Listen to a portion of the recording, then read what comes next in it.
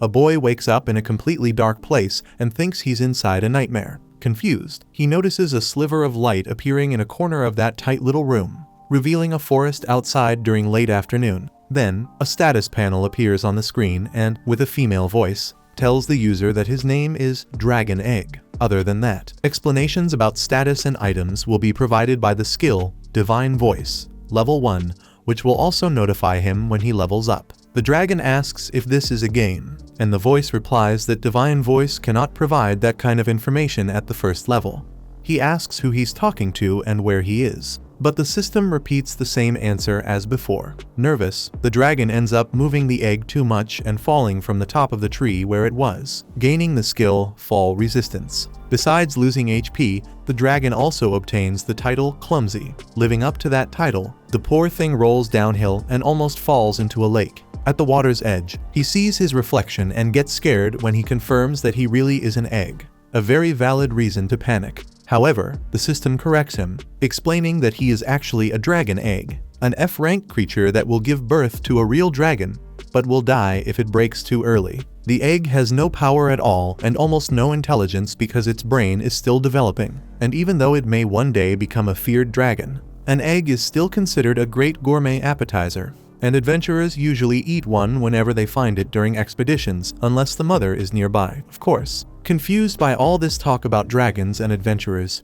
the egg ends up rolling even further down a slope, raising his rolling level from 1 to 2. Speaking of development, the dragon realizes he's able to minimally control his rolling and, with some practice, starts making a few turns and adjusting his speed better. But he ends up falling from a huge height straight onto the ground, raising Fall Resistance and Clumsy from level 1 to level 2. His HP now drops to just 3 out of 5. And he fears dying like a nobody in this unfamiliar forest. After spending the night sleeping, he notices that his HP recovers with a good nap. Rested, he continues his rolling journey, very aware of how strange it is to be living through this. By the way, he wonders when this egg will hatch someday, and he'll become a real dragon, a terrifying creature, though he has no idea how he'll get there. At most, he imagines he's inside an RPG or something like that, where you need to evolve with experience points and so on, even though fighting enemies as an egg seems extremely difficult. Speaking of enemies, the almost dragon spots a bug in the forest and checks its status. It is a shadow worm, which literally has the title Egg Devourer. Not surprisingly, the monster turns toward the dragon egg and starts chasing him without thinking twice. The egg doesn't hesitate either and gets out of there as fast as he can.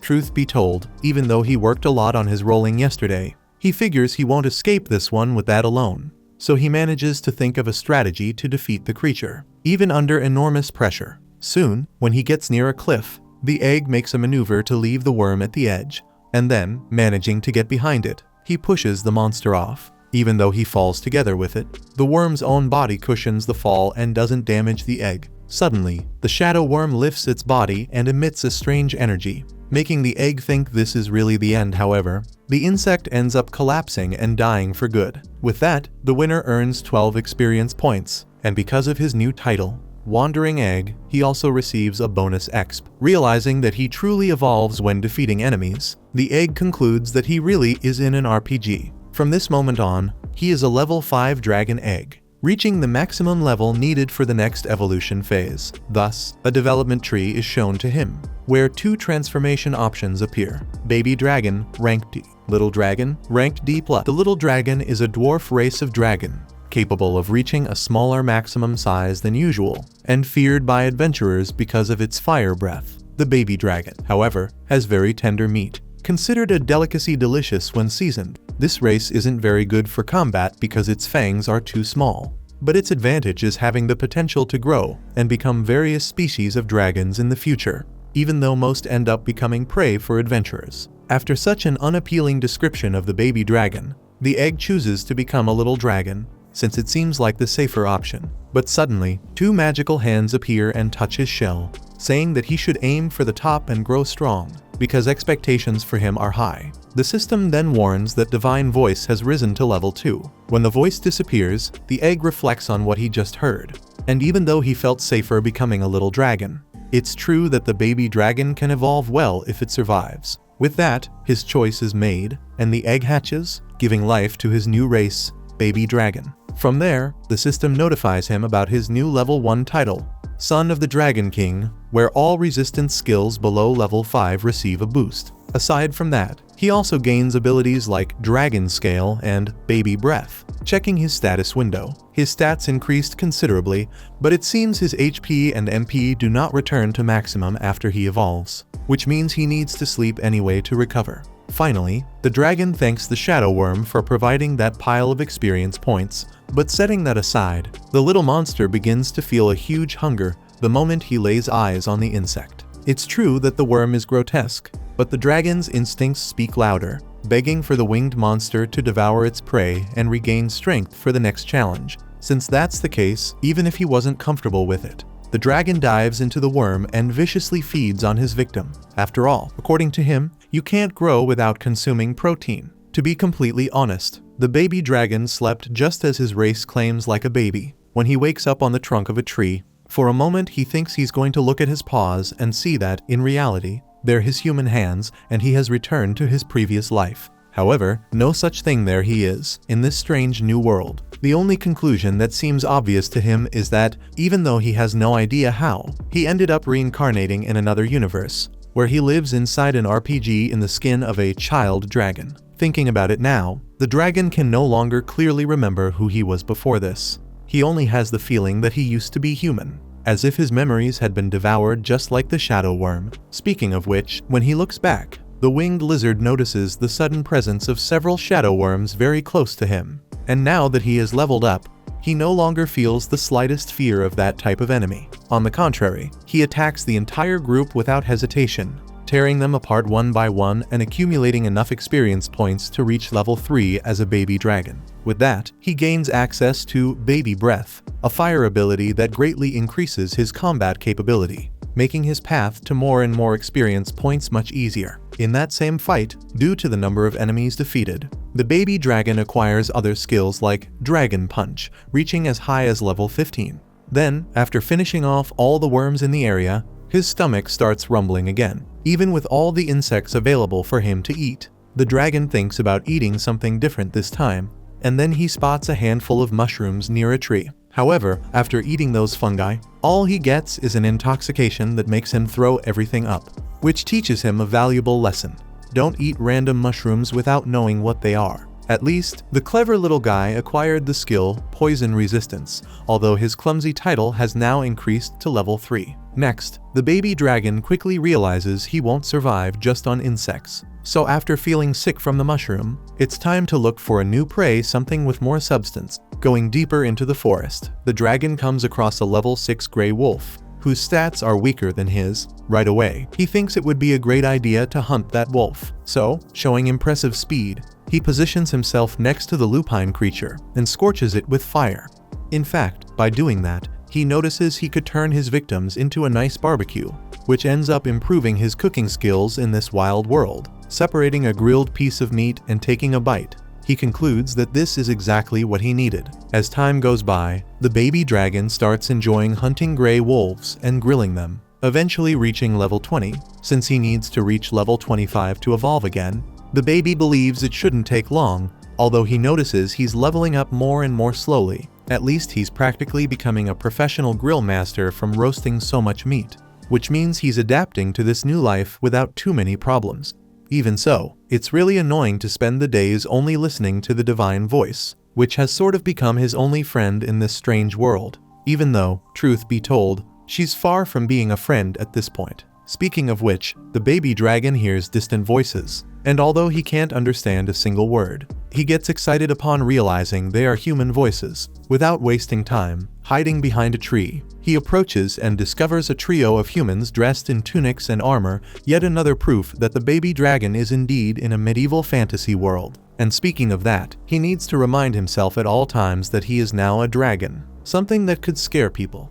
Still, thinking he's cute enough to show himself without being lynched, the baby checks the trio's status. Levels 11, 14, and 6, respectively. None of them are stronger than the dragon, although their advantage lies in their numbers. Either way, eager to meet new people, the baby dragon officially launches Operation Friendship and uses all his charm to win the adventurers' sympathy. Even so, even without understanding what they were saying, The dragon sees a malicious smile on the lips of the man in front, and with no time to react, he takes a sword slash to the belly that opens a huge wound. The dragon insists he doesn't want to be a threat to humans, but he is struck by an electric spell from the group's mage, leaving his body numb. He gains magic resistance from it, but he's far from intact in this fight. On the contrary, the poor baby is practically already at death's door, hearing the enemy's footsteps approaching. The baby dragon regrets believing humans could become friends with him, and after struggling so much to evolve from an egg to this stage, he sees no way out of the mess he got himself into. Therefore, this is his end. In one last attempt to escape, the baby refuses to die and tries to move his body. But the wound is so severe that it no longer makes sense to try. At that moment, as the warrior prepares for the final blow, the level 6 girl from the trio steps in front of him to stop the attack. The hatchling doesn't know what she's saying, but her body language makes it clear that she's defending him. Then the same woman begins healing the monster with magic, giving him a warm and comforting feeling. For a moment, he thinks she's asking if he's okay, but even though he isn't, that's what her smile suggests. The dragon opens her status window and discovers her name is Myria Melania, a human of Earth. Even though she was almost out of mana points, the girl kept healing him an unbelievable attitude. Because of that healing, the dragon's body was slowly recovering from the paralysis, thinking that she would only leave once he was completely healed. The baby dragon planned to keep pretending he was still in bad shape, even after his body had regenerated, which earned him the title Liar from the Divine Voice. Once again, the hatchling thought he understood what the girl had said, until he obtained the skill Greek language, suggesting that he would understand people better and better as he leveled up this technique. Suddenly, a sinister sound from some creature echoed through the forest, and the two men from the trio, who were farther away, began screaming in despair. Myria ran to help, but the baby dragon grabbed her by the sleeve. Judging by the screams of the two guys who were stronger than she was, the hatchling was certain that the healer would die easily, especially since she had no mana points left. Even so, Myria pulled free from the dragon and kept running to help her companions. Meanwhile, because he hadn't been completely healed, the dragon's body was still partially paralyzed, preventing him from moving. Desperate, he forced his body to get up and, driven by the desire to help that girl, he broke through the paralysis and ran after her. Soon, when he reached the source of the noise, he found himself facing a C-rank stone hatchling with an absurd HP of 197. Around the giant creature, Myria and the others were lying on the ground, apparently unconscious. Finally, the stone monster turned toward the baby dragon and attacked. By a hair, the baby escapes death with a jump, and, after hiding in the bushes, he thinks about how stupid he was for believing he could win by working with humans. By the way, he also questions in what way that guy is supposed to be a dwarf, because the thing is huge. Then he sees Myria fallen on the ground and realizes that, although she is alive, the enemy is going after her. So, determined to keep her from being killed for good, the baby runs toward her, but he is interrupted halfway by intrusive thoughts telling him to run away. Suddenly, the divine voice grabs hold of his body, making him admit to himself that he really does not have the necessary skills to defeat a creature of that size. But he refuses to simply abandon someone who saved him not long ago. With that, the baby moves toward the opponent and, when attacked by its tail, he rolls and earns the title King of Evasion, and even manages to hit the enemy's head using that same move. When he lands on the ground, he notices that the mage of the group has kicked the bucket, but the warrior is still alive. Keeping in mind that he could still save these people, the baby continues using his rolling technique to deal with the enemy, having developed great mastery over this skill after spending time as an egg. However, of course, his idea is not to defeat this monster, but to lure it away so he can later return and rescue the people. Even so, the stone dragon stomps the ground and lifts a huge amount of dirt, striking the baby directly, who is shocked that this thing even has an area attack. For that reason, knowing that dodging isn't very effective, the baby jumps toward the enemy and throws a fire punch. However, the enemy regenerates and makes even clearer that it cannot be defeated. Still, the little guy sees this as his chance to put Myria over his shoulder and escape.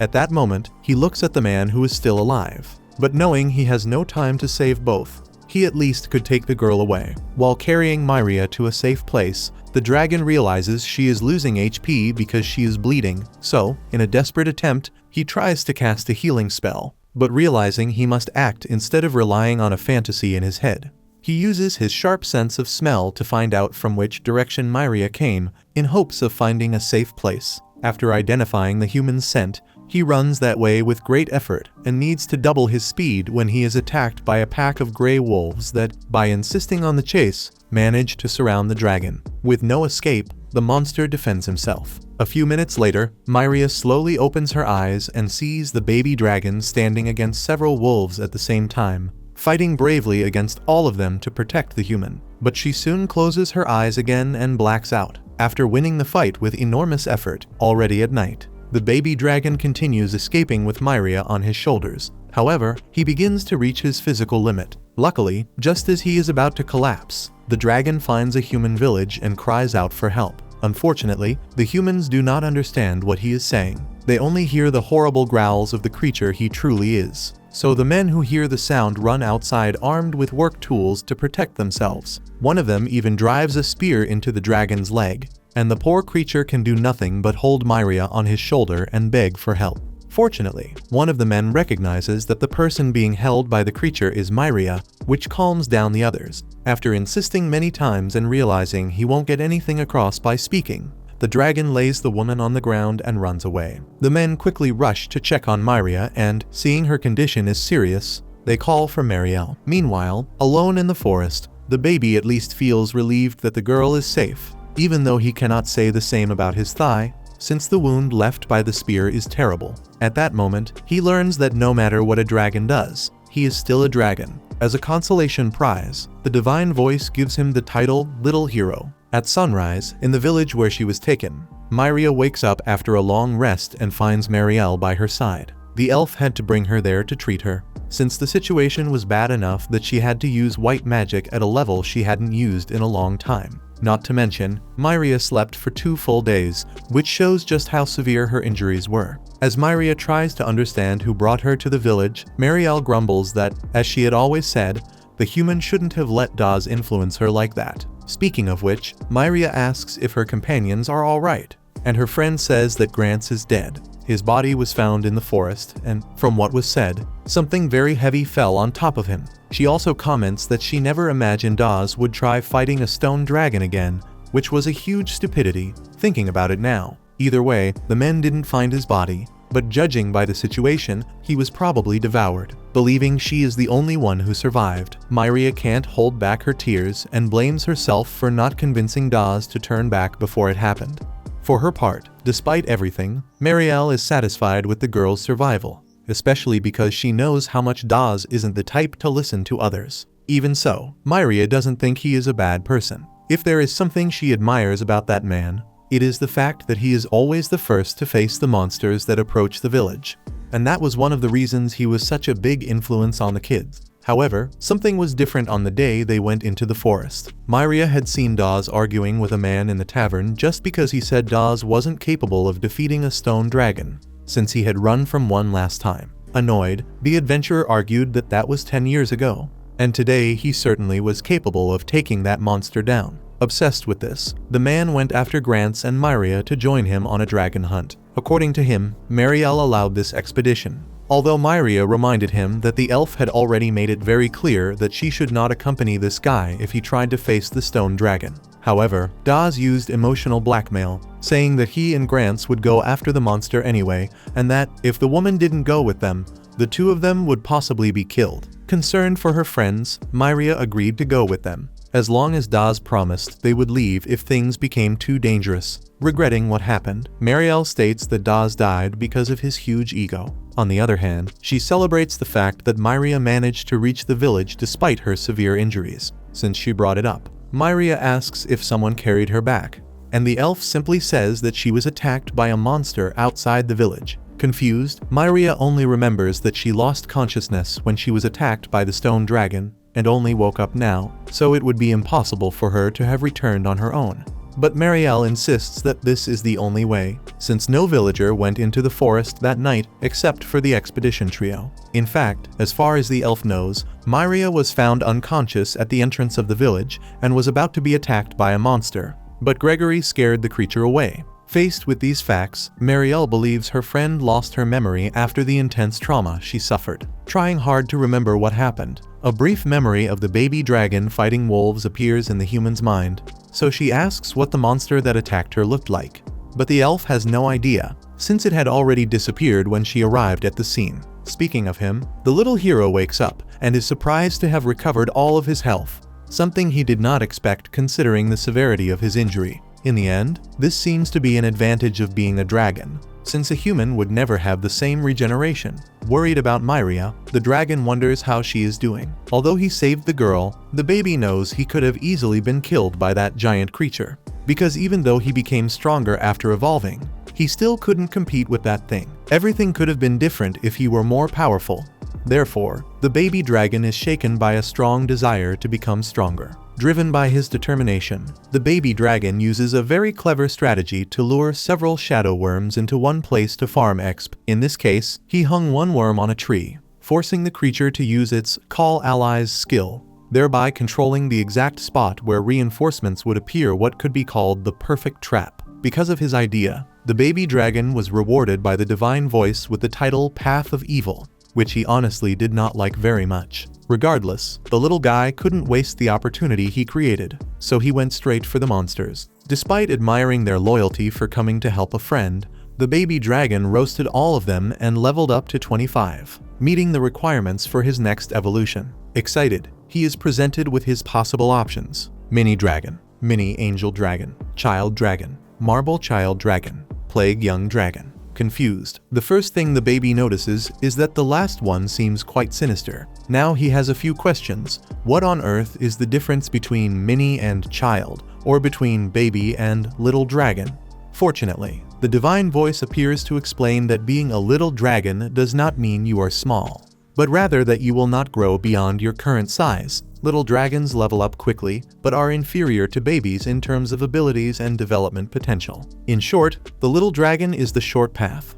It starts strong, though not too strong. On the other hand, the baby dragon is the longer path, starting weaker, but capable of becoming more powerful over time. The divine voice adds that the child type is an improved version of the baby. The mini type does not have many evolution options, but the ones it does have are guaranteed to be good. Finally, the dragon asks what the young type means, but the divine voice simply stays silent. Breaking his head over what to choose, the baby dragon asks for a quick explanation of each of the 5 options.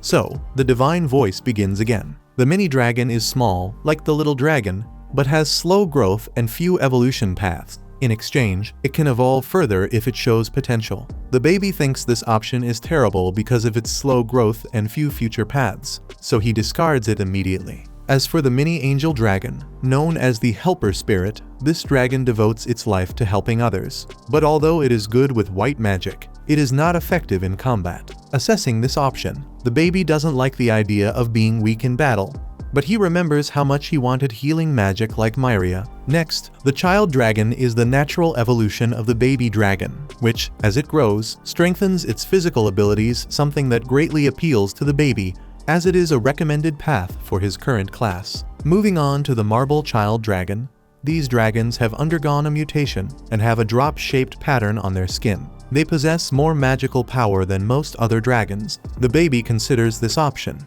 thinking it would be good to have strong magic in the long run, and the mutation sounds like something special. Lastly, the plague young dragon, the first step toward becoming an evil dragon that spreads disaster wherever it goes. Although they are known for dying young, they are extremely intelligent and can take on human form, even if they live solitary lives. At the end of the explanation, the baby dragon was covering his ears since he no longer considered this option due to its horrible traits. But he ended up hearing the part about being able to take on a human form, which could be his big chance to enter villages and try to live a normal life without being stabbed in the thigh by a spear. From that point on, he weighs everything and is left with a cruel dilemma, since, as we all know, this class has plague in its name for a reason, just as the divine voice said. On one hand, the lizard knows this seems like a terrible idea, but he also worries a lot about Myria, and he wants the ability to transform into a human so much so he can live a pure and honest life alongside his friends, and if everything goes wrong, he can simply return to normal. With that in mind, the baby dragon decides, once and for all, to become a young plague dragon. After transforming and looking at his reflection in the water, the poor thing begins to regret it. because he truly looks like an evil being. Then he learns from the divine voice that his status check ability has leveled up. So now he can analyze the details of each technique he has. Besides that, the divine voice itself has reached level 2.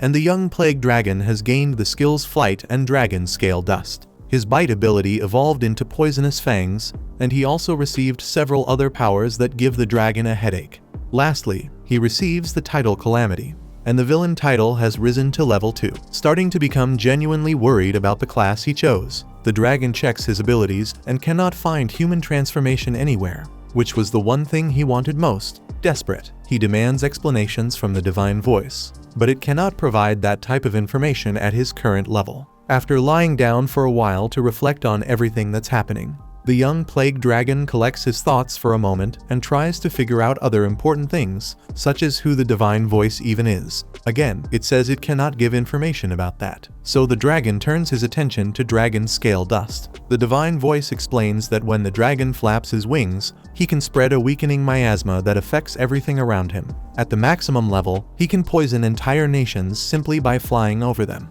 Hearing that, the young dragon flaps his wings and immediately kills a flower, making him realize he is basically a walking biological weapon. Next, he asks for an explanation about his pestilent breath ability, which is basically blowing an infected breath in the enemy's face. Besides causing serious debuffs, it is extremely contagious, so much so that it once exterminated an entire civilization. More and more worried that he might be the villain of this story, the reincarnated boy asks if the titles he received are at least something other than evil. The voice explains the first one, Mini Hero, granted to those who have shown modest courage and whose kindness might one day lead them to a more advanced heroic status. This title provides a slight increase in the damage of certain weapons, as well as having a deep impact on the dragon's evolutionary path, thinking he might escape the evil path if he keeps leveling that title. The young plague dragon asks about the villain title. The divine voice explains that it is meant for diabolical villains who leave mountains of bodies behind, laughing wickedly as they count how many people they have killed in their lives. This title grants a small increase to dark-type powers, makes learning white magic more difficult over time, and reduces regeneration rate, also being highly influential in the dragon's evolutionary path. Terrified once again, the young plague dragon thrashes on the ground, certain that he made the worst possible choice. Meanwhile, Myria and Mariel check the protection stones spread throughout the village, since they create a barrier around the territory and must be working perfectly. In reality, this barrier is a charm spell that subconsciously discourages creatures from passing through it, but it is ineffective against monsters with strong determination or a very clear goal in mind, making Myria wonder if, in the end, that little creature really was trying to protect her.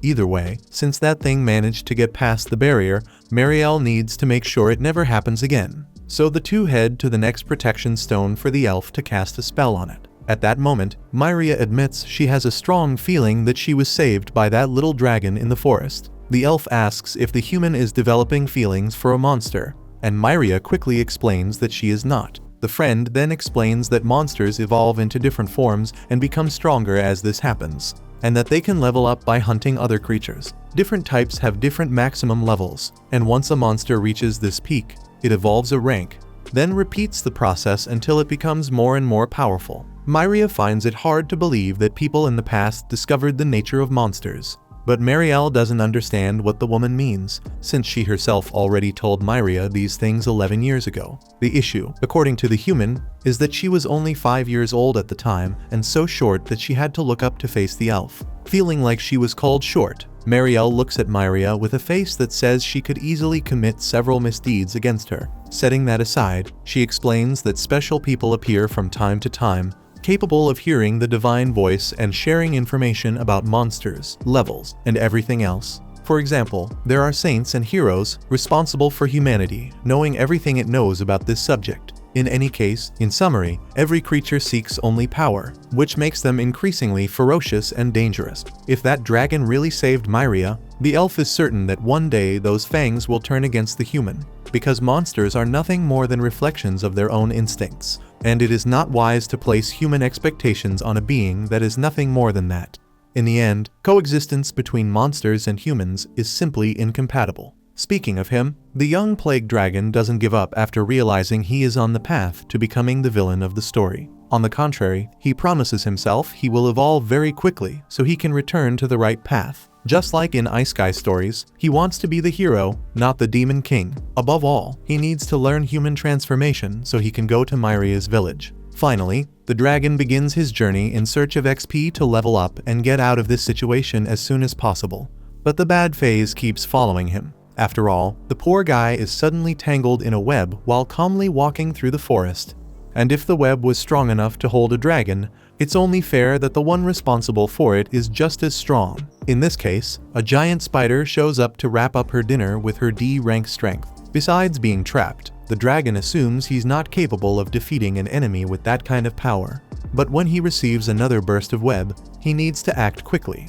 So he responds with a baby breath, burning the spider's backside that was pointed right at him. However, the web surrounding him also starts catching fire, forcing him to roll on the ground to extinguish it, which at least grants the lizard the fire resistance skill. To improve the situation, the spider is now under the burning status, leaving her vulnerable to a physical attack from the dragon. Soon, the winged monster strikes his opponent with paralytic venom claws, but the arachnid's HP is still at half, which convinces the dragon that killing this creature really isn't going to happen. So he takes advantage of her paralysis and gets out of there as fast as possible. But as if that weren't enough, the spider already breaks free from the paralysis and starts chasing the runaway at full speed. Luckily, the young plague dragon remembers he gained the fly skill, so he jumps and flaps his wings with all his strength to take off once and for all. Even so, for some reason he still can't actually fly and is forced to return to the ground and keep rolling away. 10 minutes later, the chase is still going on,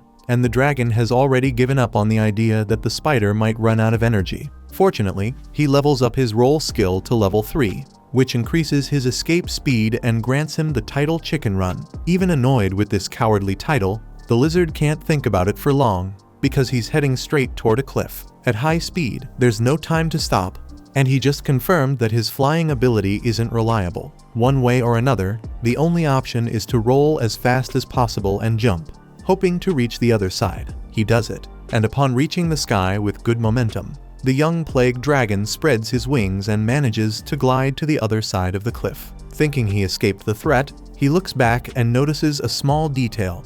The spider is weaving a web to cross the abyss. Without delay, she leaps in front of him and resumes the chase in the same way. At least, as some consolation, the dragon leveled up his rolling to level 4. Along the path, a distracted gray wolf appears and is run over, granting 20 experience points to the young plague dragon. Because of the walking egg title, he receives a bonus of 12 points, leveling up from 1 straight to 3, and the wolf wasn't the only victim of the lizard's rolling. Whatever appeared in front of him kept getting smashed, raising him to level 8 enough to maybe confront the creature he's been running from. Taking the risk, the young plague dragon turns toward the spider and checks his skills. Among them was one called Double Venom, which he has no idea what it does. Either way, the strategy is to get close enough to unleash a full power baby breath. However, the spider suddenly releases a smoke with 2 different colors, which is probably the Double Venom. The dragon is able to move thanks to his resistance, but he must stay alert not to expose himself to the substances for too long.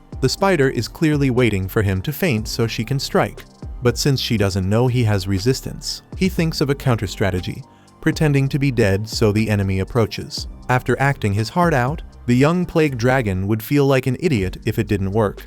But the opponent falls for the trick and gets close enough to take a baby breath. With her body in flames, she takes a tail strike that ends the fight for good. With this victory, the young plague dragon evolves to level 14, which to him is a huge upgrade. Also, his baby breath skill has gone up to level 3, and he gains the dragon tail skill for having used his tail in the fight. Even so, the dragon is anxious to finally receive his ability to transform into a human. However, the divine voice ends the announcements and leaves the poor guy hanging. Frustrated, the little flying lizard picks up the wolf he ran over and goes off in search of a shelter for the night. At some point on his walk, he finds a cave and shouts to check whether someone is inside, but no one answers. So he uses the hole as a home for today and lights a fire to roast the meat. Although he loves grilled meat, the dragon complains that the smell is still awful. So he gets the idea of squeezing onto it the fruits he found earlier, since they have a good pepper-like scent. After doing that, the experience definitely improves 100%. and the dragon is sure he's found a way to take his meals to another level. By the way, since this cave is up for grabs, the young monster doesn't want to give anyone the chance to steal the place, so he decides to use it as a base while he looks for more of those red fruits. On the other hand, the cave is too wet and sticky to preserve the fruit, so it would be better to dry them outside. From that thought alone, the dragon receives the title Master Chef, which makes him feel like he's on Big Brother, with how much his private life is observed at every step. Finally, after filling his belly with meat, the mini-hero thinks it would be amazing to become popular in that village thanks to his cooking. But he quickly remembers that the sharp claws he has aren't exactly the kind of thing a human wants to see. Before anything else, he cannot mingle with those people while being a dragon. That is, at least he was cuter when he was a baby dragon. But now he has large, pointed fangs, as well as those eyes that exude wickedness, which even makes him think that not even that girl would be able to recognize him now. Desperate, the young plague dragon begs the heavens to grant him human transformation, because up to this moment he is stuck in the role of humanity's villain. However, his prayers are not answered. Meanwhile, in a tavern in the village, Myria finds out that Dawes was seen by Mr. Burt's at a nearby pond while he was fishing. Out of nowhere, at a certain moment during the fishing, Dawes simply walked past him and, mumbling something, went into the bushes. Upon hearing this story, Mr. Burt's friends think he is making it up, since he drinks every day. Although the fisherman insists that he did not see things, everything was very clear to him. Seeing that the woman is acting strangely, one of the men sitting at the table asks Myria not to blame herself for what happened, but she says it's fine and leaves without further explanation. Without wasting time, she tells Marielle that she is going into the forest after Dawes, but the elf puts her foot down because of the danger involved. Besides, if Dawes were really alive, he would already have returned to the village. Even so, Myria suggests that a search party be formed to go after the man, but the elder does not want to put anyone's life at risk. On the other hand, since her friend is obviously desperate, the elf promises to ask the Adventurers Guild to investigate the case. The next day, after having eaten and slept well, the young plague dragon feels ready to evolve a lot, until he finally obtains his ability to transform into a human. After washing his face in a lake, he sees something strange at the water's edge, as if it were a slime or something like that. However, when he looks at the creature's status, the dragon's head begins to throb with so much pain. At the same time, the status view skill rises from level 3 to level 4, even though the dragon cannot see the attributes of that gelatinous monster. Before he noticed it, the lizard was attacked by fragments of slime that had separated from the main body to chase after their target. Obviously, the young plague dragon ran off without thinking twice and ended up hiding behind a tree. After catching his breath, he remembered that he had managed to roughly analyze that thing's status, and it didn't seem like anything special, but either way, he decided to drop the whole mess and get away from the trouble, so he could continue along another path. With that in mind, the dragon wandered through a part of the forest and came face to face with a stray jar that sparked his curiosity. Maybe it was filled with fruit or something else worth eating. However, instead of that, the jar itself revealed it was actually a monster. The Tartajar, which if you didn't catch it from the name is a jar that resembles a turtle. Unsure whether he was looking at a jar or a turtle, the flying lizard charged in with a dragon punch, but the blow only took a measly 1 HP from the opponent, which felt humiliating from the attacker's perspective. Since things were going that way, he raised the bar and started hitting the jar in every way he could think of. But the creature used its sleep ability to keep recovering its HP, basically protecting itself with its shell while regenerating during the fight. Tired of the nonsense, the young plague dragon grabbed the supposed turtle to see if it really knew how to swim, then tossed the creature off the cliff that ended in a river.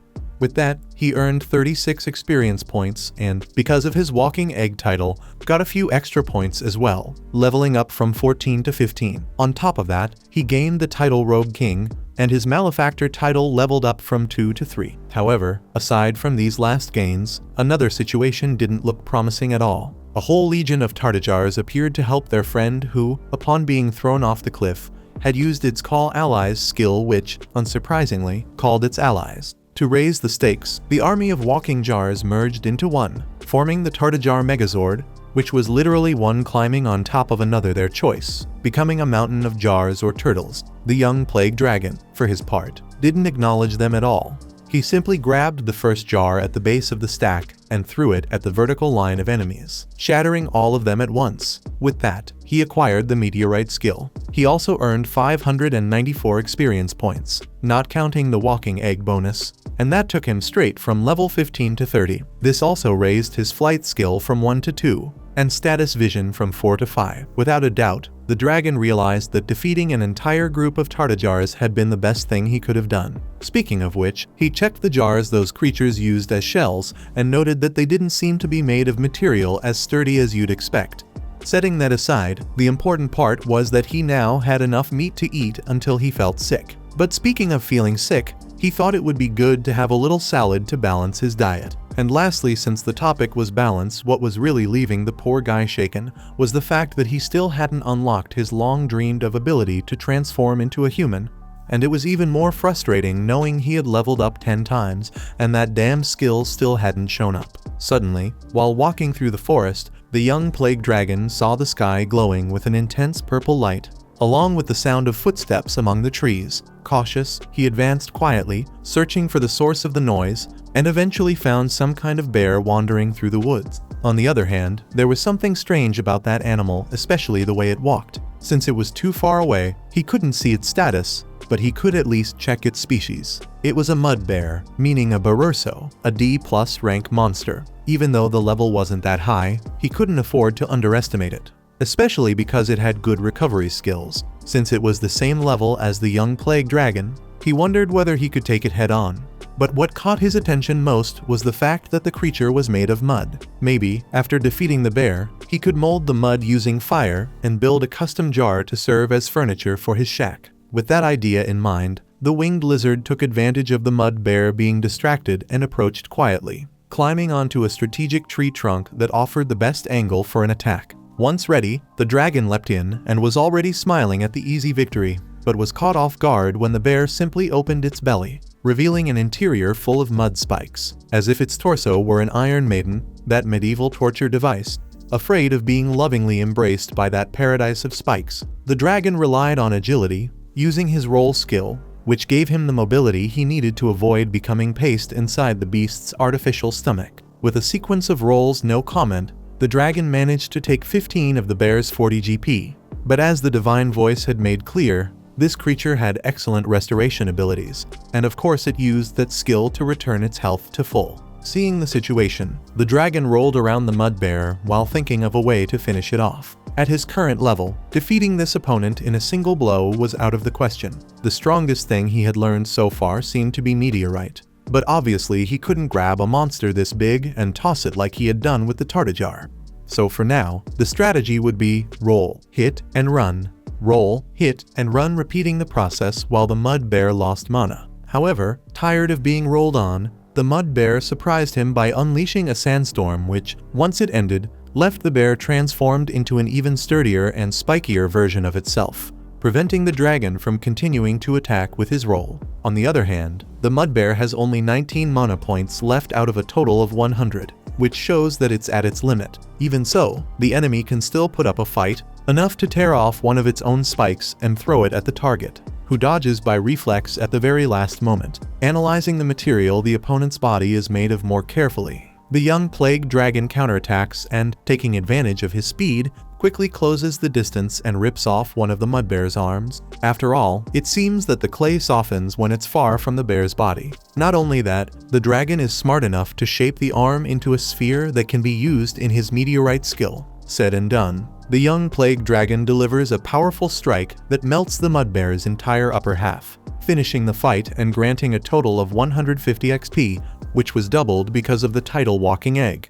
Right away, the dragon goes from level 30 to 33, in addition to earning the title Nutcracker, certainly because of the way meteorite works. By the way, just as he had thought from the start, the lizard really did use the bear's clay to improve the decoration of his humble home, which even gained a clay oven as a bonus. After lighting firewood inside it, the dragon decides to get some food while the furnace heats up. In the middle of the woods, he finds a lightning mushroom which, according to the divine voice, sucks all the nutrition from the tree it grows on and, because of that, is unable to produce fruit. On the other hand, this leech-like trait makes it extremely nutritious and delicious, even though it has a paralyzing poison. Since he has no resistance to that, The dragon throws the mushroom away and moves on to the next possible food source, but gets distracted and doesn't notice that one of the flowers on the path was actually a carnivorous plant. Even so, the lizard was fast enough to react and cut the plant in half, eliminating the danger on the spot. According to the Divine Voice's assessment, that creature is capable of eating animals, but it's unable to digest salt, and because of that, the salt accumulates in the white part of its root. Incidentally, since salt is indispensable for cooking, the dragon already knows what to do with the extra root. Meanwhile, at the village gate, Myria thinks sadly about the things Marielle told her. But even though the elf told her not to leave on this mission, the human doesn't want to waste time and lose the chance of finding Daz alive. After all, according to Mr. Burtz's story, Daz was walking through the forest in a strange way. She doesn't know whether it's true or not, but the report was enough to make the sorceress hit the road. Say whatever you want about Daz, but the woman cares about him, and she still blames herself for not stopping him from leaving on that mission that ended the way it did. On the way, Myria is attacked by a shadow worm, but she destroys the monster with a fireball. After finishing the fight calmly, she reflects that everything will be fine as long as she stays calm. Returning to the dragon's expedition to find new snacks, he comes across the shrew monster,